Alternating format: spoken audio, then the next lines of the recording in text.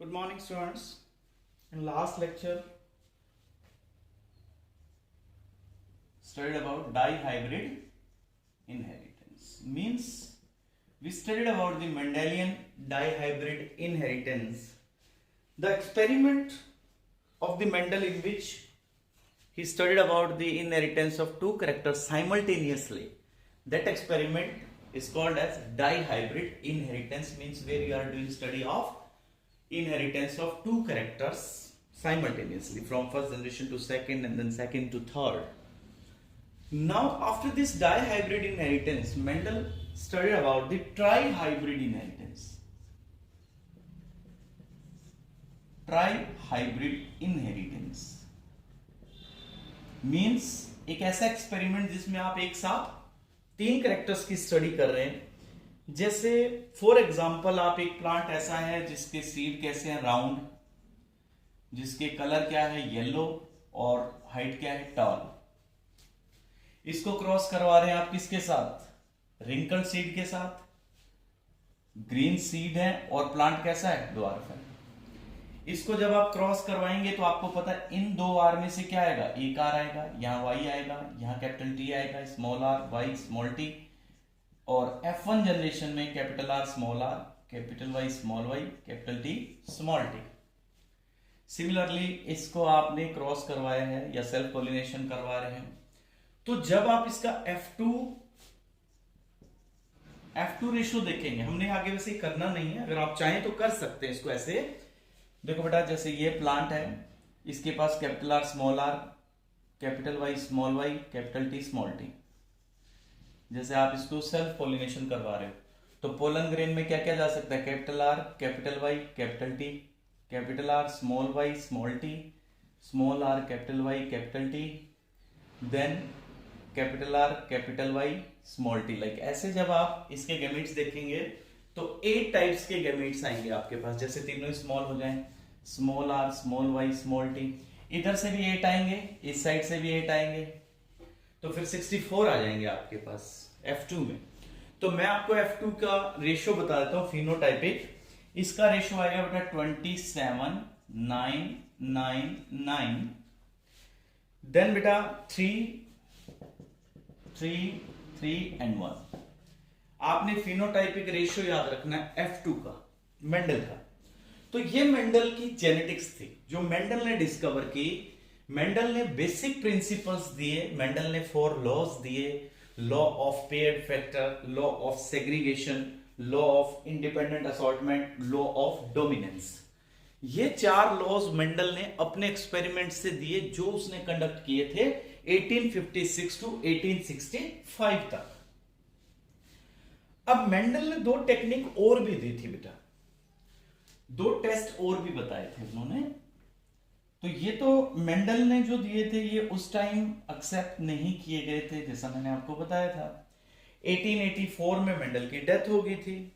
1901 में इन्हीं प्रिंसिपल्स को रीडिस्कवर किया 3 साइंटिस्ट ने जो अलग अलग कंट्रीज से थे.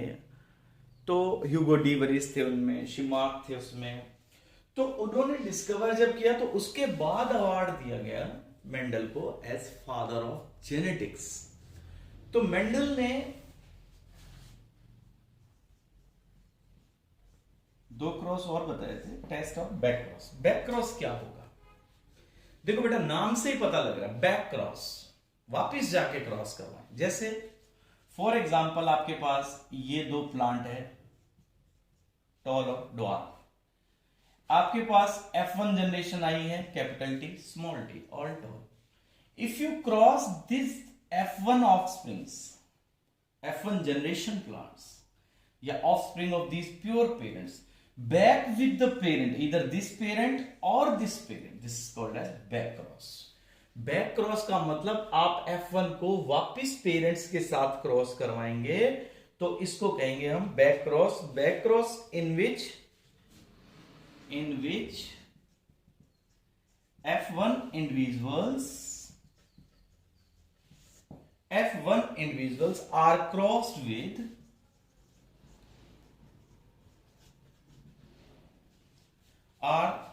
with any of their parents. Any of their parents, आप इनमें से किसी पेरेंट्स के साथ क्रॉस करोगे। तो इस क्रॉस का फायदा क्या होगा? देखो, इस क्रॉस का फायदा ये है कि F1 जनरेशन को अगर आप टॉल से क्रॉस करवा रहे हैं तो आपको बच्चे सारे कैसे मिलेंगे? ज्यादा बच्चे कैसे मिलेंगे? टॉल मिलेंगे। आप इसको इसके साथ क्रॉस करवा रहे हो तो ऑफस्प्रिंग आपको कैसे मिलेंगे? ड्वार्फ मिलेंगे। तो अगर आपको टॉल प्लांट्स ज्यादा चाहिए तो F1 को इससे क्रॉस कराओ, ड्वार्फ ज्यादा चाहिए तो स्मॉल टी वाले से, रिसेसिव वाले से क्रॉस करो। तो बैक क्रॉस का पर्पज है कि एक पर्टिकुलर टाइप के ऑफस्प्रिंग्स जब हमें चाहिए तो हम बैक क्रॉस करवाते हैं। इसके बाद है बेटा टेस्ट क्रॉस। अब टेस्ट क्रॉस में बैक क्रॉस का पर्पस तो मैंने आपको बता दिया कि एक पर्टिकुलर टाइप के आपको जीनोटाइप फिनोटाइप चाहिए तब आप बैक क्रॉस कराएंगे। So now is test cross. ये इंपॉर्टेंट है बच्चे, बहुत इंपॉर्टेंट है। ये बार बार इसके बारे में पूछेंगे। टीसी का रिजल्ट बताइए कि गिवन प्लांट या गिवन एनिमल का टेस्ट क्रॉस कीजिए। टेस्ट क्रॉस का मतलब क्या है? जैसे मेरे पास फॉर एग्जांपल ये दो प्लांट है बेटा, बोथ आर टॉल, दोनों ही टॉल दिख रहे हैं मुझे, तो इनकी फिनोटाइप क्या होगी बेटा? फिनोटाइप का मतलब क्या होता है? Expressed character. तो एक्सप्रेस्ड कैरेक्टर कैसा है दोनों का? Both are tall. अब मुझे ये नहीं पता इसमें कि इसमें से दोनों में से कैपिटल टी है या कैपिटल टी स्मॉल टी है, कैसे प्लांट्स है? क्योंकि देखो, ये होगा तो भी टॉल है, ये होगा तो भी टॉल है। अब मुझे नहीं मालूम, देखने से थोड़ी पता लगेगा कि इसके पास दोनों कैपिटल टी हैं, यानी दोनों डोमिनेंट जीन्स हैं, या एक कैपिटल या एक स्मॉल है। हमारे पास ऐसा कोई तरीका नहीं है कि आप प्लांट को देख के बता दो। तो इस तरीके से आप पता लगा सकते हैं कि गिवन प्लांट प्योर टॉल है या हाइब्रिड टॉल है। तो इसका मतलब टेस्ट क्रॉस का पर्पस क्या होगा? To find genotype of an unknown individual. आपको पता नहीं है कि गिवन ऑर्गेनिज्म की जीनोटाइप क्या, फिनोटाइप तो आपको दिख जाएगी। तो अब मुझे इसकी जीनोटाइप पता करनी हो तो हम कैसे पता करेंगे बेटा? देखो, जैसे मेरे पास ये टॉल प्लांट है, इसको मैं कैसे टेस्ट क्रॉस करूंगा? टेस्ट क्रॉस करने के लिए मैं इसको इसके रिसेसिव कैरेक्टर से क्रॉस करवा दूंगा। जिस भी कैरेक्टर को आपने पता करना हो उसका रिसेसिव ट्रेट लेकर के क्रॉस करो। अब जैसे हाइट का प्लांट है, देखो आपने पता करना है ना कि ये है या ये है, कैपिटल टी स्मॉल टी है, तो ये किससे बिलोंग करते हैं? हाइट से। हाइट में रिसेसिव कौन होगा? दोनों स्मॉल टी। तो आप क्या करें, इसको इसके साथ क्रॉस करवा दें, एक को मेल बना दे, एक को फीमेल, पोलन ग्रेन इसके ओवेरी में डाल दें। अब बेटा जो बच्चे आएंगे, F1 जनरेशन जो आएगी, अगर आपके पास सारे प्लांट टॉल आ रहे हैं, ध्यान देना बच्चा, इफ ऑल टॉल, तो इसका मतलब इसके पास कौन से जीन है? तो देन अननोन के पास कौन से हैं? Capital T, capital T. If all F1 plants are tall, it confirms, it proves that this unknown plant is with both capital T, means they pure tall है। और if you get 50% tall and 50% dwarf, ये 50% आपके toll आ गए हैं, 50% dwarf आ गए हैं, इसका मतलब तो अननोन के पास क्या है? अननोन की जीनोटाइप है कैपिटल टी स्मॉल टी।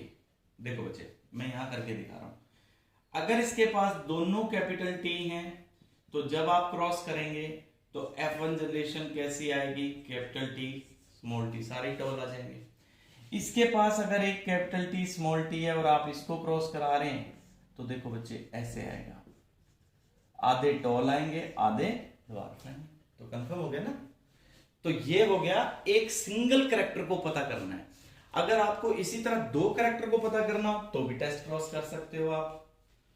तो ये नोट करना है बेटा आपने फेयर नोटबुक के अंदर, बहुत बहुत इंपॉर्टेंट कंसेप्ट है। इसके क्वेश्चन पूछे जाएंगे आपसे सब्जेक्टिव में भी और ऑब्जेक्टिव में भी। अब जैसे मैंने दो करैक्टर में पता करना है, dihybrid test cross, dihybrid TC. Let मेरे पास ये प्लांट ऐसा है जो किस जीनोटाइप का मुझे नहीं पता, कि दोनों कैपिटल टी कैसे हैं, डोमिनेंट है या हाइब्रिड है। तो अब मैं क्या करूंगा, इसको एक ऐसे प्लांट से क्रॉस कराऊंगा जो दोनों स्मॉल टी और दोनों स्मॉल हो। तो जब मैं इसको क्रॉस कराऊंगा, अब देखो बेटा इधर आप ये मान के क्रॉस करते हैं, देखो ये अगर मेरा अननोन प्लांट ऐसा है तो देखो इस साइड से क्या आएगा, हर बार capital T capital R, small T small R आ सकता है, capital T small R small T capital R. इस साइड से हर बार क्या आएगा, स्मॉल टी स्मॉल आर। तो आप देखो कैसे कैसे बच्चे आ सकते हैं, F1 के आ सकते हैं capital T small T capital R small R. इसके साथ करवाओ, इसके साथ करवाएंगे तो small T small R small R. अगर ये ऑप्शन आ गया तो कैपिटल टी स्मॉल आर, और अगर ये आ जाएगा तो small T capital R small R. ये कैसे होंगे बेटा, टॉल राउंड। ये कैसा बेटा, ड्वार्फ रिंकल्ड। ये कैसा बेटा, टॉल रिंकल्ड। ये कैसा बेटा, ड्वार्फ राउंड। तो अगर आपको 1 1 1 1 मिलती है तो ये कैसा प्लांट था, capital T capital R small R वाला, यानी हाइब्रिड। और अगर आपके पास दोनों कैपिटल टी दोनों कैपिटल आर होते इस प्लांट के पास, तो आपके पास क्या आना था, हर बार इस साइड से क्या आएगा, capital T capital R small T small R. तो ये दोनों क्रॉस करेंगे, तो अगर ऑल टॉल विद राउंड आ जाएं तो इसका मतलब आपके इस अननोन की जीनोटाइप क्या हो गई, अननोन की जीनोटाइप ये होगी बेटा। और अगर ये डाटा आ गया तो अननोन की capital T capital R small R आ जाएगी। तो इससे आप दोनों में ही टेस्ट कर सकते हैं कि मोनोहाइब्रिड में भी और बेटा डाई हाइब्रिड में भी। अब नेक्स्ट कंसेप्ट हमारा इसके बाद आता है बच्चे, देन अब रेसिप्रोकल क्रॉस। रेसिप्रोकल क्रॉस बहुत ही आसान है।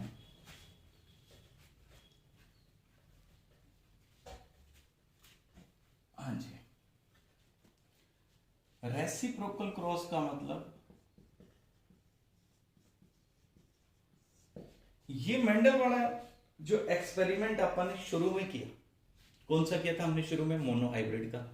मोनोहाइब्रिड का हमने क्या किया था, जैसे कि ये दोनों कैपिटल टी, ये स्मॉल टी, ये टॉल था, ये ड्वार्फ था।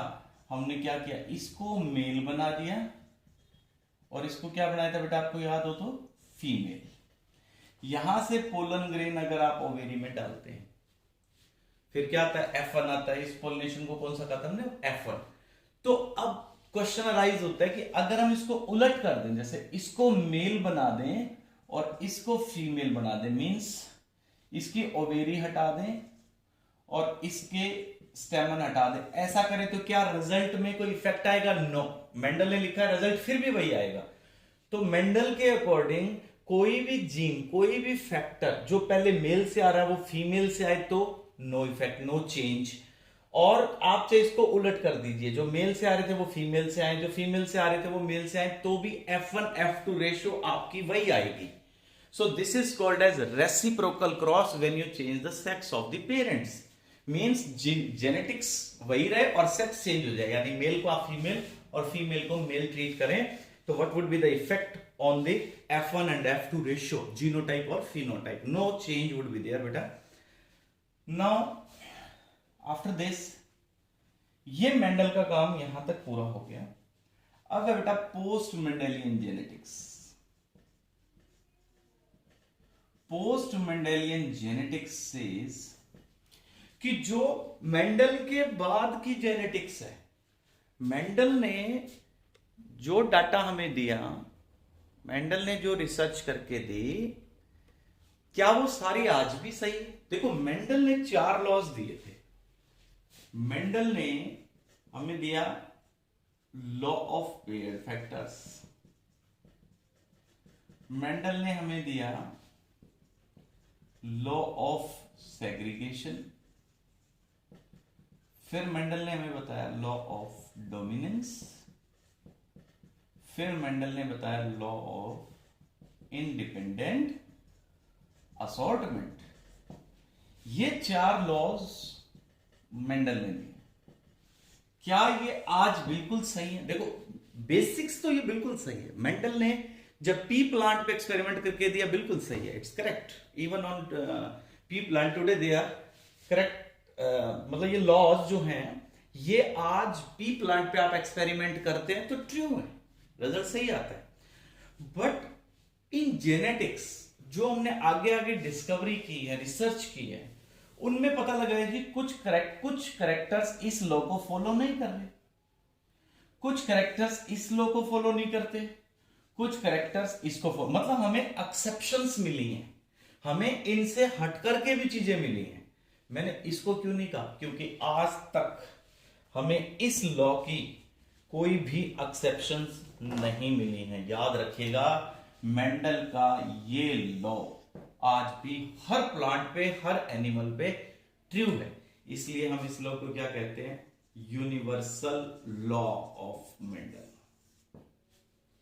सेग्रीगेशन, सेपरेशन वाला याद है ना आपको कि जब गैमीट्स बनते हैं 2 में से 1 फैक्टर आगे जाता है मेंडल के अकॉर्डिंग। इस लॉ के एक्सेप्शंस नहीं मिली हैं, means this law is universally true law, no exception is there for this law. अब हम मेंडल के बाद की जेनेटिक्स पढ़ रहे हैं, हम इसके एक्सेप्शंस देखेंगे, इसके देखेंगे और इसके देखेंगे।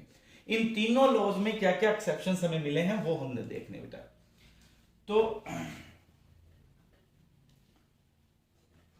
पोस्ट मेंडलियन जेनेटिक्स में हमारे को 2 तरह के एक्सेप्शंस मिलते हैं लॉज के। एक तो मिलते हैं बेटा, अब जो इनके एक्सेप्शंस मिले हैं उनको हम एक टॉपिक में पढ़ते हैं जीन इंटरेक्शन में। तो पहली जीन इंटरेक्शन अभी डिटेल में जब मैं बताऊंगा तो आप समझ जाएंगे इस कंसेप्ट को। Allylic interaction,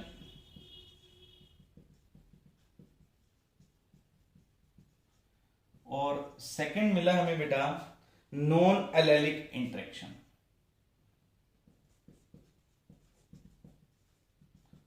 allelic and non allelic. Allelic को हम allelic is also called as intragenic interaction, चाहिए कह दो इसको इंटरजेनिक, इंट्रा और इंटर भी कह सकते हैं आप।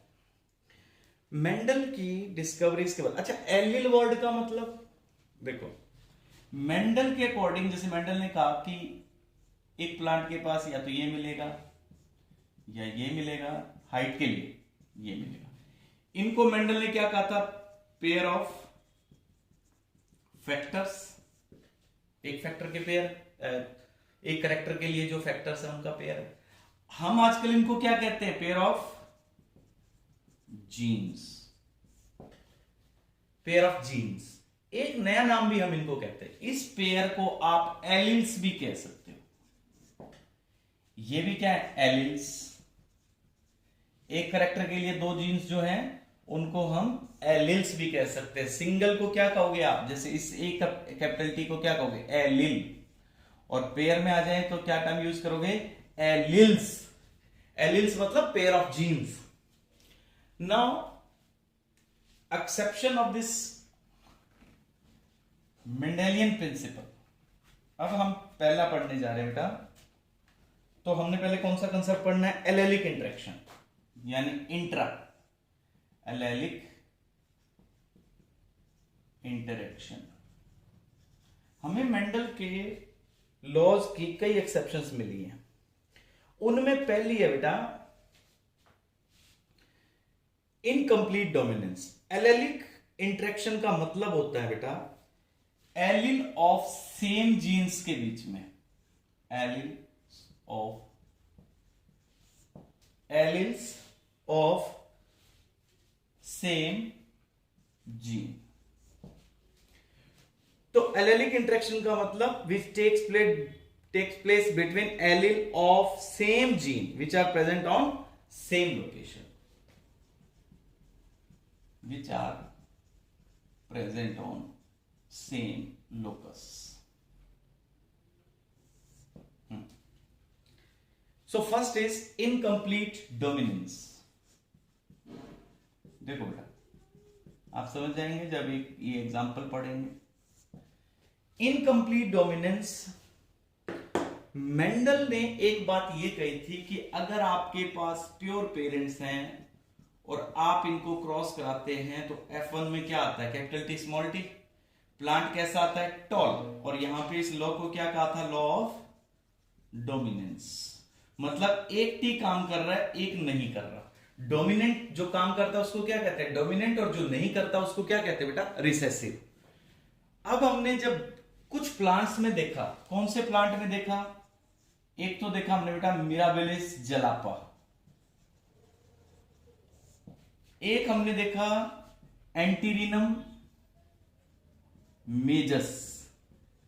इन दो प्लांट्स में हमने एक बात नोटिस की कि अगर आप एक प्लांट है जिसके रेड फ्लावर हैं और एक प्लांट है जिसके व्हाइट फ्लावर हैं, अब मेंडल के अकॉर्डिंग अगर हम देखें तो वो इसके पास दो फैक्टर्स हैं जो इसको रेड कलर दे रहे हैं फ्लावर को, और इसके पास दो फैक्टर्स हैं जो व्हाइट कलर दे रहे हैं। जब आप इनको क्रॉस करवाते हैं तो यहां से क्या आता है बेटा, हर बार इन दो आर में से एक आर आएगा। किस लॉ के अकॉर्डिंग, लॉ ऑफ सेग्रीगेशन के अकॉर्डिंग, मियोसिस के अकॉर्डिंग। इस साइड से क्या आएगा बच्चे, हर बार W आएगा। F1 जनरेशन में क्या होना चाहिए, RW होना चाहिए। करेक्ट है, बिल्कुल। अब मेंडल के अकॉर्डिंग या तो ये प्लांट रेड होना चाहिए या व्हाइट कलर के फ्लावर्स वाला होना चाहिए, है ना। देखो मेंडल क्या कहता है, इन दो में से F1 में इन दो में से एक काम करेगा, एक नहीं करेगा।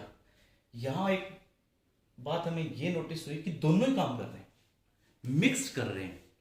तो ना इसका पूरा इफेक्ट आ रहा ना इसका पूरा इफेक्ट आ रहा। तो कैसे फ्लावर्स आ रहे हैं, पिंक कलर के फ्लावर्स आ रहे हैं। जब हमने दो पिंक कलर फ्लावर्स को आपस में क्रॉस करवा दो या चाहे आप सेल्फ करा दो तो आपके पास क्या आएगा, capital R capital R capital R W capital R W W W. मतलब एक आएगा रेड, दो आएंगे पिंक और एक आएगा व्हाइट। तो मेंडल गलत हो गया ना, ये देखो ये लॉ गलत हो गया यहां पे, क्योंकि मेंडल ने तो कहा था कि एक करेक्टर आएगा, जो आएगा उसको क्या कहेंगे हम, डोमिनेंट, और जो नहीं आएगा उसको क्या कहेंगे, रिसेसिव। तो ये मेंडल का रूल यहां पे गलत हो गया। तो ये एक्सेप्शन बन गई ना बेटा। ये किसका एक्सेप्शन है, exception of law of dominance का एक्सेप्शन है। लॉ ऑफ डोमिनेंस का एक्सेप्शन हो गया ये। तो आपने यहां तक अंडरलाइन करना है बेटा, लर्न करना है। और जितने टर्म्स जेनेटिक्स की यहां तक आई हैं उनकी डेफिनेशन जरूर लर्न करना बच्चे, बहुत इंपॉर्टेंट है। टेस्ट क्रॉस, बैक क्रॉस के एग्जांपल्स आपने बुक से करने हैं। ठीक है बेटा, thank you, have a nice day.